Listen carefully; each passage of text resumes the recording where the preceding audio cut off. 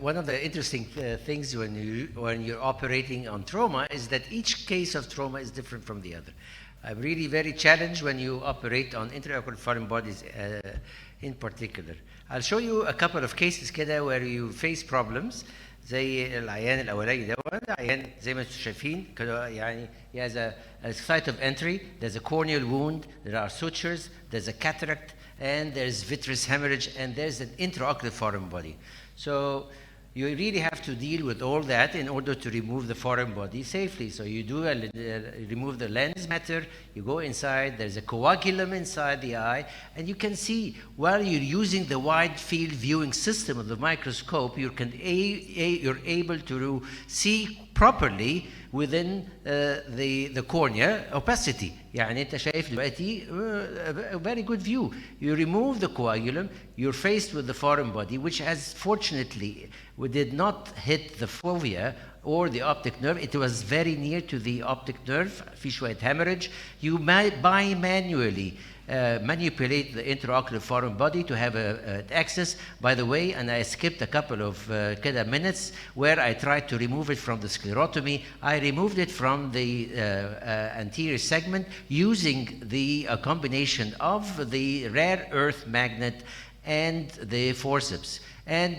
the sclerotomy I was not able, because I lost the foreign body several times while removing this foreign body. So have a couple of problems with the wound, the corneal opacity, the vitreous hemorrhage, the coagulum, the foreign body. You're able, with proper manipulations and maneuvers, you're able to safely remove the foreign body, and at a later stage you can implant a secondary implant.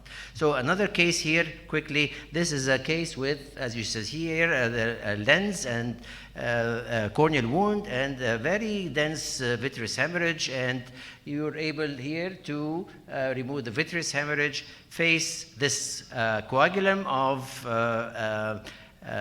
in front of the fovea. This is the pellet here entangled in the hemorrhage. You remove that using this cross action. This is the lens implant.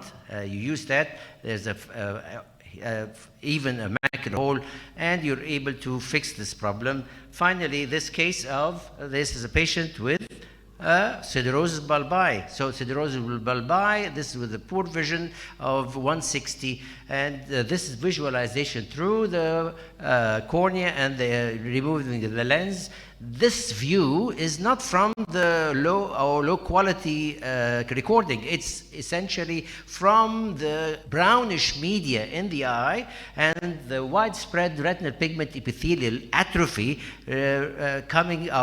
resulting from the toxicity of the siderosis.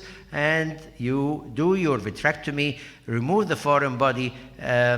You can use that, the rare earth, sometimes applying the rare earth magnet to the forceps, you're able to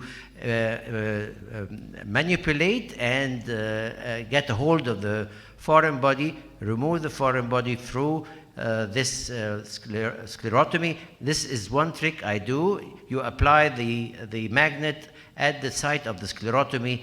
You have to make sure that the sclerotomy site is enough to remove the foreign body so that you do not lose the foreign body and go down. This small maneuver, you apply the foreign body, the rare earth into the sclerotomy, and this is the end of the surgery. So a lot of problems which you can face, and you should be ready to encounter and surmount all those problems to safely remove the foreign body. And thank you very much.